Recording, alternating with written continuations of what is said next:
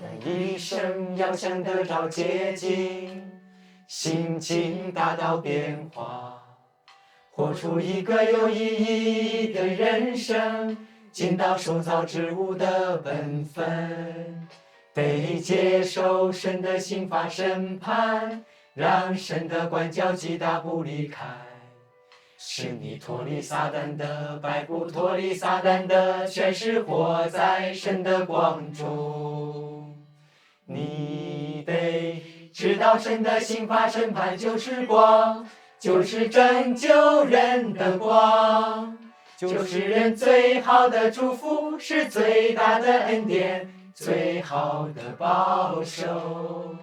你得知道神的刑罚审判就是光，就是拯救人的光，就是人最好的祝福，是最大的恩典，最好的保守。परमेश्वर का धन्यवाद। परमेश्वर का धन्यवाद। परमेश्वर के वचनों के इस भजन ने मुझे भावुक कर दिया। मैं शैतान की इन जहरीली बातों के सहारे जी रहा था, जैसे कि अपने आप में विभेद करना और अपने पूर्वजों को सम्मान देना, और आदमी ऊपर की ओर के लिए संघर्ष करता है, पानी नीचे की ओर बहता है। मैं लगातार प्रसिद्धि और रुतबे की तलाश में शैतान के हाथों मूर्ख बन रहा था, नाम कमाने के लिए हानि लाभ की फिक्र किया करता था। परमेश्वर के वचनों के न्याय, ताड़ना और अनुशासन का अनुभव करने के बाद ही मुझे अपनी भ्रष्ट प्रकृति के बारे में थोड़ी समझ आई।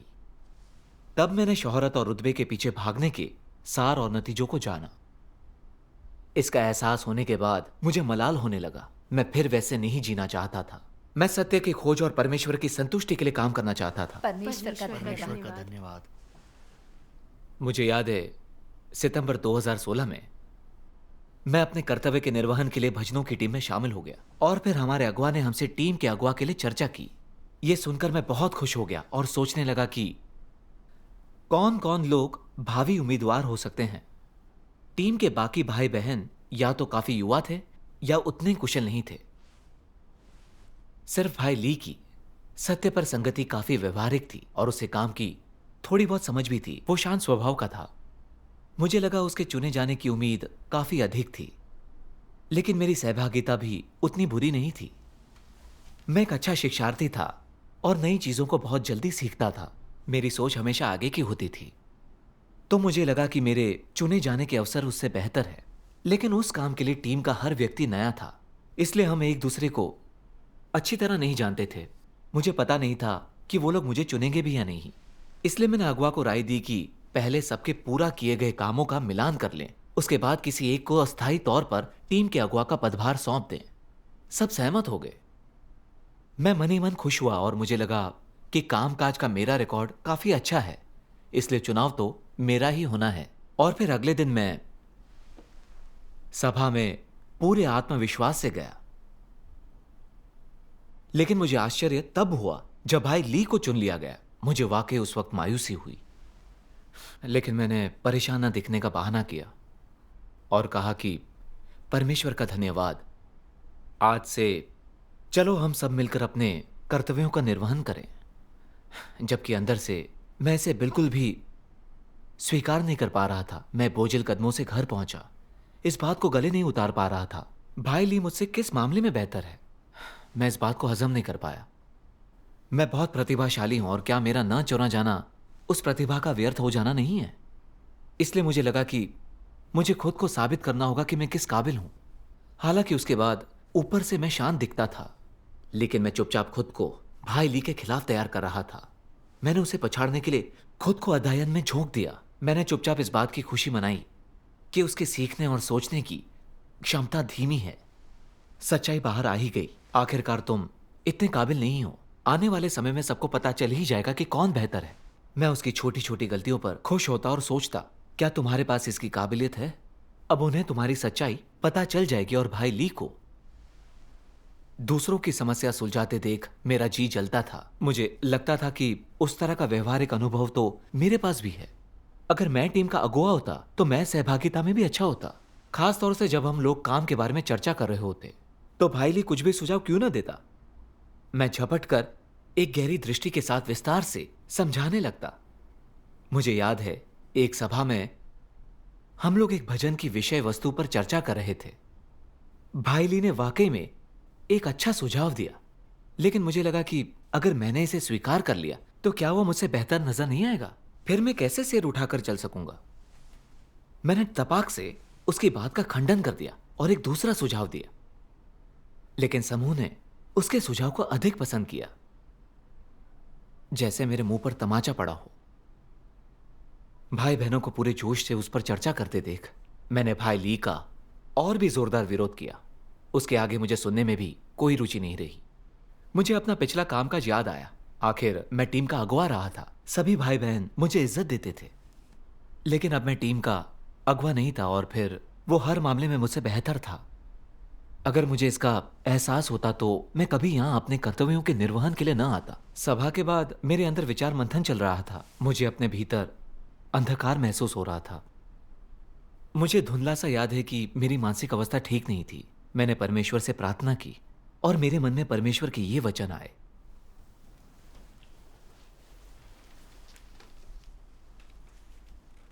तुम लोगों को बनाने से पहले से ही मैं उस अधार्मिकता को जानता था जो मानव हृदय में गहराई से विद्यमान थी, और मैं मानव हृदय के सभी धोखों और कुटिलता को जानता था।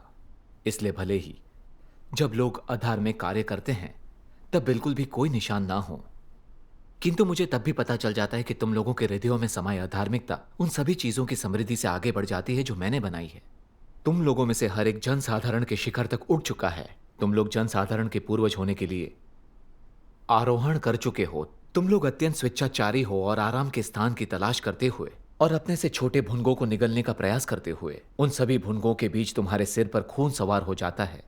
अपने हृदयों में तुम लोग द्वेषपूर्ण और कुटिल हो, उन भूतों से भी आगे हो जो समुद्र के तले में डूबे हुए हैं। तुम लोग भुंगों को ऊपर से नीचे तक परेशान करते हुए गोबर के तले में रहते हो, और जब तक कि ऐसा ना हो जाए कि उनके पास कोई शांति ना रहे, थोड़ी देर के लिए एक दूसरे से लड़ते हो और फिर शांत हो जाते हो। तुम लोगों को अपनी जगह तक का पता नहीं है, मगर तब भी तुम लोग गोबर में एक दूसरे के साथ लड़ाई करते हो। ऐसे संघर्ष से तुम लोग क्या हासिल कर सकते हो? यदि तुम लोगों के हृदय में वास्तव में मेरे लिए आदर होता तो तुम लोग मेरी पीठ पीछे एक दूसरे के साथ कैसे लड़ सकते थे?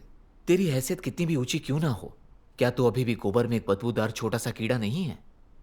क्या तू पंख विकसित करने में सक्षम होगा और आकाश में कबूतर बन पाएगा? परमेश्वर के वचनों ने नाम और पैसे के पीछे भागने की मेरी सारी बदसूरती उजागर कर दी। भजन की टीम में शामिल होते ही मैं महत्वाकांक्षा का शिकार हो गया था। कुछ हासिल करने के लिए मरा जा रहा था ताकि भाई बहन और अगुआ की नजरों में मेरा सम्मान बढ़े और मैं टीम में अपनी जगह बना सकूं। चयन प्रक्रिया में मैंने फायदा उठाने के लिए अपनी चतुराई दिखाने की कोशिश की थी। अगुआ से कहकर हमारे पिछले कामकाज के आधार पर अंतरिम चुनाव भी करवाए थे, लेकिन जब भाई ली का चयन हो गया तो मैं जल उठा और उसके प्रति मन में एक स्पर्धा की भावना पाल ली। जब मुझे उसके काम में कुछ गड़बड़ नजर आई तो मैंने कलीसिया के हितों का ख्याल रखने या उसकी मदद करने की कोशिश नहीं की, बल्कि पागलों की तरह अयोग्यता के कारण उसे हटाए जाने की राह देखता रहा जिससे मुझे वो पद मिल जाए। मैं शैतानी स्वभाव के षड्यंत्र में फंसकर नाम और पैसे के पीछे भाग रहा था। मेरे चाल चलन में ना तो जमीर था ना विवेक। यह सचमुच घिनौना और जहरीला था। इसका एहसास होने पर मैं बहुत बेचैन हो गया और मैंने खुद को लताड़ा। मैंने परमेश्वर से प्रार्थना की और सत्य पर अमल करने के लिए राह दिखाने को कहा ताकि मैं अब अपने भ्रष्ट और शैतानी स्वभाव के बंधन में ना रहूं। एक दिन मैंने परमेश्वर के वचनों का एक अंश पढ़ा। अपने कर्तव्यों को निभाने वालों, चाहे तुम सत्य को कितनी भी गहराई से क्यों ना समझो, यदि तुम सत्य की वास्तविकता में प्रवेश करना चाहते हो तो अभ्यास का सबसे सरल तरीका यह होगा कि तुम जो भी काम करो उसमें परमेश्वर के घर के हित के बारे में सोचो। अपनी स्वार्थी इच्छाओं को और व्यक्तिगत अभिलाषाओं, इरादों, सम्मान और हैसियत को त्याग दो। परमेश्वर के घर के हितों को सबसे पहले रखो। तुम्हें कम से कम यह तो करना ही चाहिए। अपने कर्तव्य को करने वाला कोई व्यक्ति अगर इतना भी नहीं कर सकता तो उस व्यक्ति को कर्तव्य करने वाला कैसे कहा जा सकता है? यह अपने कर्तव्य को पूरा करना नहीं है। परमेश्वर के वचन मुझे अपने कर्तव्यों के निर्वहन में उन सिद्धांतों और दिशा की ओर संकेत कर रहे थे जिनसे मैं नाम और पैसों की ख्वाहिश से मुक्त होकर हर स्थिति में कलीसिया के कार्यों को सबसे ऊपर रखूं और पूरी योग्यता से अपने कर्तव्य का निर्वहन करूं। तभी मैं एक सृजित प्राणी के कर्तव्यों का निर्वहन कर पाऊंगा और इंसान बन पाऊंगा। बिल्कुल। अगर नाम और रुतबे के लिए मैंने अपने मुख्य काम को नजरअंदाज कर दिया तो वो कर्तव्यों का निर्वहन करना नहीं होगा। वो मेरा परमेश्वर का विरोध और दुष्टता करना होगा। उसके बाद मैंने एक सभा में सभी भाई बहनों से खुलकर बातचीत की और उनके सामने अपनी भ्रष्टता को उजागर कर दिया। उन्होंने मुझे नीची नजरों से नहीं देखा। भाईली और मेरे बीच जो दीवार थी वो भी गिर गई। परमेश्वर का धन्यवाद।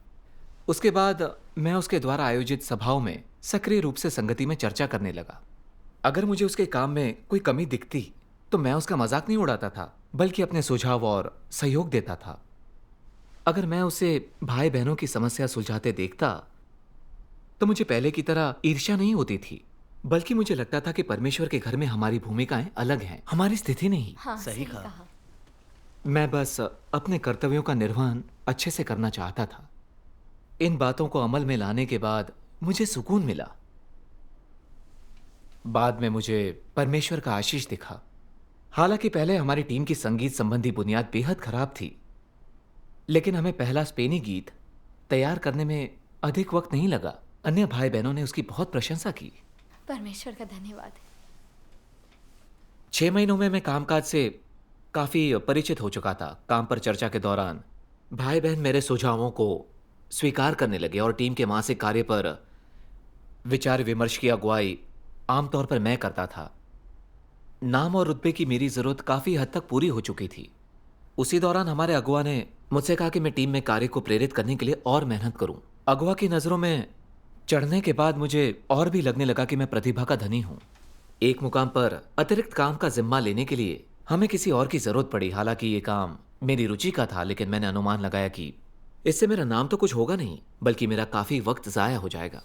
अगर मैंने इस पर काम किया तो शायद लोगों का ध्यान मेरी तरफ से थोड़ा कम हो जाएगा, लेकिन अगर भाई ली ने किया तो मैं टीम में अपनी जगह बना सकता हूं। मैंने पूरे बहानेबाजी करके उस काम को ठुकरा दिया और भाई ली के नाम की सिफारिश कर दी। लेकिन सच्चाई यह है कि उस वक्त मेरे अंदर एक अपराध बोध था और मैं बेचैन हो गया, लेकिन मैं जिद पर अड़े रहकर अपना पद बचाए रखना चाहता था। भाई ली ने उस अनजान काम को हाथ में ले लिया। उसे बहुत मुश्किलें पेश आईं और वो मायूस हो गया। इसका असर उसके काम पर पड़ा। यह सुनकर भी मैंने आत्मचिंतन नहीं किया। हमारी टीम जो काम करती थी, भाई ली अक्सर उसमें भाग नहीं ले पाता था, इसलिए छोटे बड़े सारे काम मेरे जिम्मे आ गए। नतीजा यह हुआ कि नाम और रुतबे की मेरी ख्वाहिश ने फिर सिर उठा लिया। मैंने भाई बहनों के काम में थोड़ा भटकाव और कमियां पाई, जिनके कारण काम आगे नहीं बढ़ पा रहा था, और इससे मैं वाकई बेचैन हो गया। मैं इस काम का इंचार्ज था, इसलिए अगर कोई गड़बड़ हुई तो पता नहीं अगुआ मेरे बारे में क्या सोचेगा। क्या वो मुझे अयोग्य समझेगा? मुझे गुस्सा आ गया और मैं भाई बहनों पर भड़क गया। इसे तुम लोग अपने कर्तव्य का निर्वहन कैसे कह सकते हो? ध्यान नहीं दे सकते? अपनी कमियों पर लगाम लगा सकते हो? वे सब मेरे आगे लाचार महसूस कर रहे थे। एक बार मैं अपने काम के सिलसिले में बाहर गया हुआ था। वापस आने पर मैंने देखा कि एक बहन ने मुझसे चर्चा किए बिना ही कार्य योजना बना ली थी। इससे मैं वाकई नाराज हो गया। मैंने सोचा, यह तो कुछ ज्यादा ही हो गया। तुम्हारे मन में मेरे लिए कोई इज्जत ही नहीं है। मैंने तुरंत उसे आड़े हाथों लिया। इस दौरान टीम के अंदर कोई ना कोई समस्या आती ही रही। भाई बहन मेरे सुझावों को नहीं अपना रहे थे, बल्कि मुझे प्रतिक्रिया भी दे रहे थे। मुझे लगा कि यह मेरा अपमान है और मेरा गुस्सा भड़क गया। चूंकि तुम लोगों के विचार अलग हैं, इसलिए तुम्हें जो ठीक लगे वो करो, और अगर कोई गड़बड़ी हो गई तो उसकी जिम्मेदारी भी तुम लोग ही लेना। उसके बाद मैं बहुत ज्यादा डर गया और मैंने खुद को लताड़ा। मैंने विचार किया कि मैं किस तरह अपने अहंकारी स्वभाव में जी रहा हूं, हमेशा भड़कता रहता हूं। क्या परमेश्वर इसे स्वीकार करेगा? मैंने सोचा, यह सब मैं अपने कर्तव्य के लिए नहीं कर रहा हूं, और फिर ऐसा कौन है जिसकी भ्रष्टता कभी उजागर ना हुई हो? मैंने सच्चे रूप में आत्मा मंथन नहीं किया था। अगले दिन बास्केटबॉल खेलते समय मेरे तखने की नस खींच गई। मेरा पांव फूल गया और उसमें बहुत दर्द होने लगा, और मैं ठीक से चल भी नहीं पा रहा था। मैं समझ गया कि यह परमेश्वर का अनुशासन है, और उसके बाद ही मैंने आत्मा मंथन करना शुरू किया। इतने समय तक मैं केवल नाम और रुतबे के पीछे भाग रहा था और अपने भाई बहनों को डांट रहा था। सारे दृश्य मेरे मन में किसी फिल्म की तरह चल रहे थे। मुझे खुद से नफरत हो गई। मैंने सोचा कि मैं खुद को परमेश्वर के प्रति विद्रोह और उसके विरोध से दूर क्यों नहीं रख पाया? कुछ दिनों के बाद कुछ भाई बहन आए और मुझसे परमेश्वर की इच्छा के बारे में संगति की। उन्होंने परमेश्वर के वचनों को पढ़कर भी सुनाया, जिसमें विशेष रूप से मेरी स्थिति को बयां किया गया था।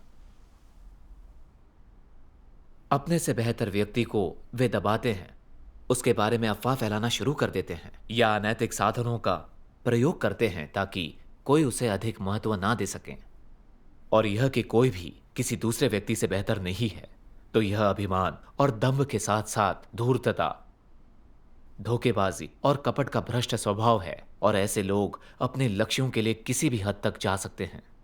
वे इसी तरह का जीवन जीते हैं, फिर भी यही सोचते हैं कि वे महान और नेक हैं। लेकिन क्या उनके पास परमेश्वर का भय मानने वाला हृदय है?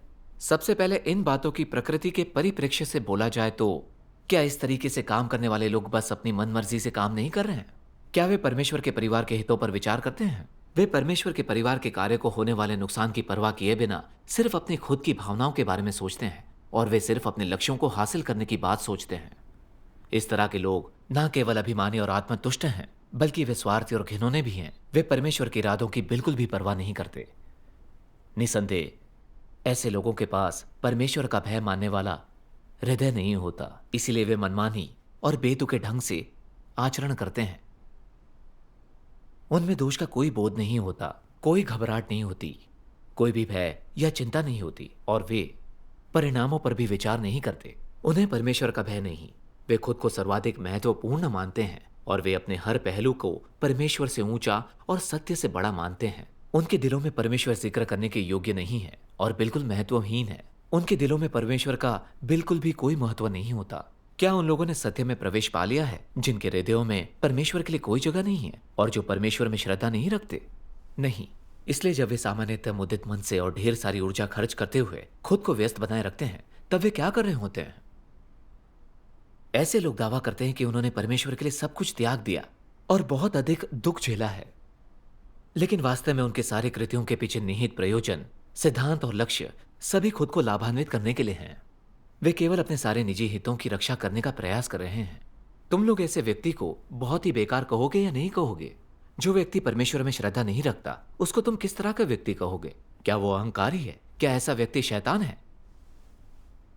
वे किस तरह के प्राणी होते हैं जो परमेश्वर में श्रद्धा नहीं रखते? परमेश्वर में श्रद्धा न रखने वाले प्राणियों में पशुओं के अलावा दैत्य, शैतान, प्रधान स्वर्गदूत और परमेश्वर के साथ विवाद करने वाले सभी शामिल हैं। परमेश्वर के कठोर वचन सीधे मेरे दिल में आकर लगे। मैंने जाना कि मैं कितना अहंकारी, स्वार्थी और धूर्त हो चुका हूं। मेरे अंदर परमेश्वर के प्रति कोई श्रद्धा नहीं है। कलीसिया के काम में सहयोग की बात हो तो मुझे पता था कि मैं किसी और के मुकाबले अधिक उपयुक्त हूं, लेकिन अपने नाम और रुतबे को बनाए रखने के लिए मैंने अपनी चालबाजियों के बारे में जरा भी विचार नहीं किया, जिससे परमेश्वर के घर के काम को नुकसान हुआ। जब मेरे सामने भाई बहनों के काम से संबंधित मसले आए जिनसे हमारी प्रगति रुक रही थी, तो मैंने समस्याएं सुलझाने के लिए उनके साथ मिलकर काम नहीं किया, बल्कि मुझे लगा कि वो लोग मुझे पीछे खींच रहे हैं और अलग दिखने के मेरे अवसर पर असर डाल रहे हैं। इसलिए मैंने उन्हें डांटने के लिए अपने पद का दुरुपयोग किया। इस कारण उन्हें लाचारी और पीड़ा की स्थिति में जीना पड़ा। मैं उनके सुझाव भी नहीं मानता था। मैं बदतमीज हो गया। अपनी भड़ास निकालने के लिए अपने कामकाज का इस्तेमाल किया, बिना इस बात का विचार किए कि मेरी इस हरकत का कलीसिया के काम पर कितना बुरा असर पड़ेगा। दरअसल मुझ में असली प्रतिभा नहीं थी। मेरे अंदर बस थोड़ा बहुत संगीत के प्रति लगाव था और थोड़ा जोश था। फिर भी परमेश्वर बहुत दयालु था जो उसने मुझे यह अवसर दिया ताकि मैं अपने कामकाज और सत्य की अपनी खोज में आगे बढ़ सकूं। हालांकि इसे संजोने के बजाय मैं रुतबे और प्रतिष्ठा के लिए जूझता रहा। अपने कर्तव्य का निर्वहन करने के बहाने मैं अपने हित साध रहा था। आगे बढ़ने के लिए मैं औजारों की तरह अपने भाई बहनों का शोषण कर रहा था। मेरे अंदर मानवता का पूरी तरह से अभाव था। मैं अपने कर्मों में दुष्टता करते हुए परमेश्वर के स्वभाव का अपमान कर रहा था। यह परमेश्वर की दृष्टि में घृणित और निंदनीय था। इस बात का एहसास होते ही मैं डर गया और मैंने खुद को बहुत धिक्कारा। मैंने नम आंखों से परमेश्वर से प्रार्थना की, हे परमेश्वर, मैंने बहुत गलत किया है। मैं विद्रोही बने रहकर तुझसे स्पर्धा नहीं करना चाहता। और निजी स्वार्थों के लिए लड़ते नहीं रहना चाहता। मैं पश्चाताप करने के लिए तैयार हूं। बाद में मैंने परमेश्वर के ये वचन पढ़े, शैतान मनुष्य को मजबूती से अपने नियंत्रण में रखने के लिए किसका उपयोग करता है? प्रसिद्धि एवं लाभ का।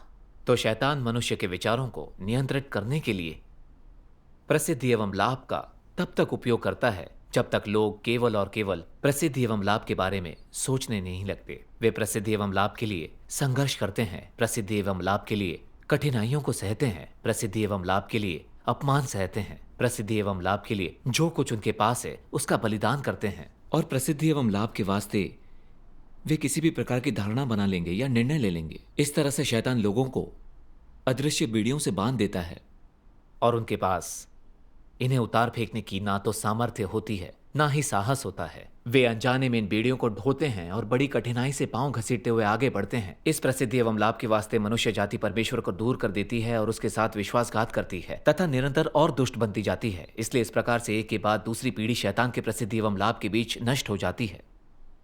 परमेश्वर के वचनों के इस प्रकाशन ने मुझे इंसान को भ्रष्ट करने के लिए शैतान की घिनौनी चाल और नाम तथा पैसे के इस्तेमाल के दुष्ट मंसूबों की कुछ समझ दी। यह लोगों को इसी तरह से बंधन में डालकर नुकसान पहुंचाता है ताकि इंसान परमेश्वर को धोखा दे और उससे दूर हो जाए। हाँ। शैतान लोगों को फंसाने के लिए औजार के तौर पर नाम और रुतबे का इस्तेमाल करता है। मैं बचपन से ही शैतान से प्रभावित और उसके इन फलसफों में फंस गया था। स्वर्ग उन लोगों को नष्ट कर देता है जो स्वयं के लिए नहीं है, अपने आप से विभेद करना और अपने पूर्वजों को सम्मान देना, और आदमी ऊपर की ओर के लिए संघर्ष करता है, पानी नीचे की ओर बहता है। इन्हें मैंने अपना आदर्श वाक्य मान लिया था। मैं अधिक से अधिक अहंकारी होता चला गया। मैं किसी भी समूह में हमेशा रुतबे के लिए होड़ करता था ताकि लोग मेरा सम्मान करें। विश्वासी बनने के बाद भी मैं हमेशा नाम और रुतबे के पीछे भागता रहा क्योंकि मैं सत्य की खोज नहीं कर रहा था। इनके लिए मैंने कष्ट उठाए और अपने कर्तव्य के निर्वहन में कीमत चुकाई। अपने कौशल को बढ़ाने के लिए मेहनत की। मैंने दूसरों से होड़ और स्पर्धा की। मैं कोई भी उपलब्धि हासिल करता तो मुझे लगता कि मैं वाकई कुछ हूं। मैं बड़े गुरूर से भाई बहनों को डांट देता था। मैं बेहद अहंकारी और दम्भी था। मेरे जीने के तौर तरीके में इंसानियत की जरा सी भी झलक नहीं थी। मैं शैतानी फलसफों के सहारे जी रहा था। नाम और रुतबा पाने के लिए मैं खुद को पूरी तरह से झोंक रहा था। मैं ना केवल दूसरों को आहत कर रहा था बल्कि मैंने ऐसे बहुत से काम किए जो परमेश्वर की नजर में घृणित थे। मैंने अपने अपराधों और दुष्कर्मों से कलीसिया के कार्य को प्रभावित किया था। नाम और रुतबे ने मुझे बहुत नुकसान पहुंचाया है। सचमुच। तब जाकर मैं समझा कि अपने आप में विभेद करना और दूसरों से बेहतर होना जैसी सारी बातें भ्रांतियां हैं। इन झूठों के सहारे जीने से इंसान और भी भ्रष्ट और दुष्ट बन जाता है। इंसान परमेश्वर से विद्रोह करने लगता है और आखिरकार उसके हाथों सजा पाता है। इन सब बातों का एहसास होने पर मुझे लगा कि मैं नाम और रुतबे को ऐसा मानकर चल रहा था जैसे कि वे जीवन रेखाएं हैं जिनसे मुझे हर हाल में चिपके रहना है। मैं वाकई अंधा और अहंकारी हो गया था। मैंने यह भी जाना कि यह मार्ग परमेश्वर का विरोधी है। मैंने परमेश्वर से प्रार्थना की और प्रायश्चित किया।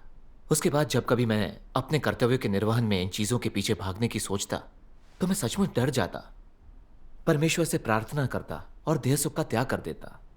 इसके अलावा मैं खुलकर अपने भाई बहनों के सामने अपनी भ्रष्टता उजागर करता था। परमेश्वर का धन्यवाद। कुछ समय के बाद मुझे लगा कि मेरे अंदर नाम और रुतबे की ललक कम हो गई है और मैं आंतरिक सुकून महसूस करने लगा। बाद में जब कलीसिया एक अगुवा का चयन कर रही थी तो मेरे अंदर नाम और रुतबे की ख्वाहिश फिर से सिर उठाने लगी और मेरे अंदर एक लड़ाई छिड़ गई। मुझे भाई ली के लिए वोट करना चाहिए या खुद के लिए? जहां तक मेरी बात है, मैं सत्य पर सहभागिता करके मसले को हल करने में उतना अच्छा नहीं हूं। और जहां तक उसकी बात है, अगर वो जीत गया तो लोग मुझे किस नजर से देखेंगे?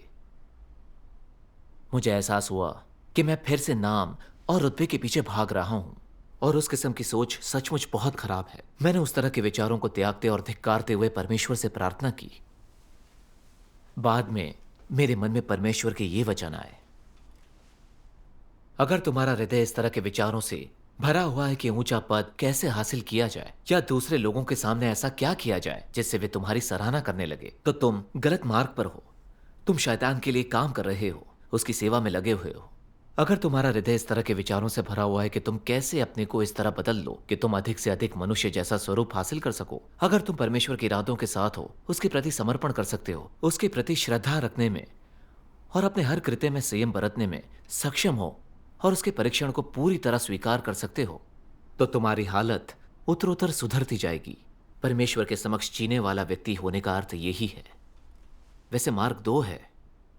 एक जो महज आचरण पर अपनी महत्वाकांक्षाओं, आकांक्षाओं, प्रयोजनों और योजनाओं को पूरा करने पर बल देता है। यह शैतान के समक्ष और उसके अधिकार क्षेत्र के अधीन जीना है। दूसरा मार्ग इस पर बल देता है कि परमेश्वर की इच्छा को किस तरह संतुष्ट किया जाए, सत्य की वास्तविकता में कैसे प्रवेश किया जाए, परमेश्वर के समक्ष समर्पण कैसे किया जाए, कैसे गलतफहमियां न पाली जाएं। यह सब इसलिए ताकि परमेश्वर के प्रति श्रद्धा अर्जित की जा सके और अपने कर्तव्य का ठीक से पालन किया जा सके। परमेश्वर के समक्ष जीने का यही अर्थ है। सही है। परमेश्वर के वचनों पर गहराई से विचार करते हुए मैं समझ गया कि वह लोगों के कर्मों में मंसूबे और संभावनाएं देखता है। यह वाकई बहुत महत्वपूर्ण है। अगर मेरी प्रेरणा प्रतिष्ठा और रुतबा है और मैं चाहता हूं कि लोग मेरे बारे में ऊंची राय रखें, तो वह मार्ग परमेश्वर के विरुद्ध होगा और मुझे कभी भी सत्य या परमेश्वर द्वारा पूर्ण मनाए जाने की ओर नहीं ले जाएगा। हाँ।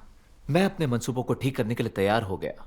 भले मुझे कलीसिया का अगुवा चुना जाए या नहीं, लेकिन मैं परमेश्वर की व्यवस्थाओं के प्रति कर्तव्य का निर्वहन करने के लिए तैयार था। परमेश्वर का धन्यवाद। बाद में मैंने सिद्धांतों का आकलन किया और भाई ली को वोट दे दिया। आखिरकार उसे कलीसिया के अगुवा के तौर पर चुन लिया गया और मुझे इससे कोई परेशानी नहीं हुई। भले मैं जीता नहीं था, लेकिन मुझे कोई मलाल नहीं था, क्योंकि अंततः मैंने सत्य पर अमल किया था। इस तरह मैं नाम और रुतबे के बंधनों से मुक्त हो गया था। परमेश्वर का धन्यवाद। सत्य पर अमल करने और परमेश्वर को संतुष्ट करने से मुझे अपने अंदर शांति और स्थायित्व का एहसास हुआ। मुझे अनुभव हुआ कि परमेश्वर का न्याय और ताड़ना सचमुच मेरे लिए उद्धार है। परमेश्वर का धन्यवाद। परमेश्वर का धन्यवाद। परमेश्वर का धन्यवाद।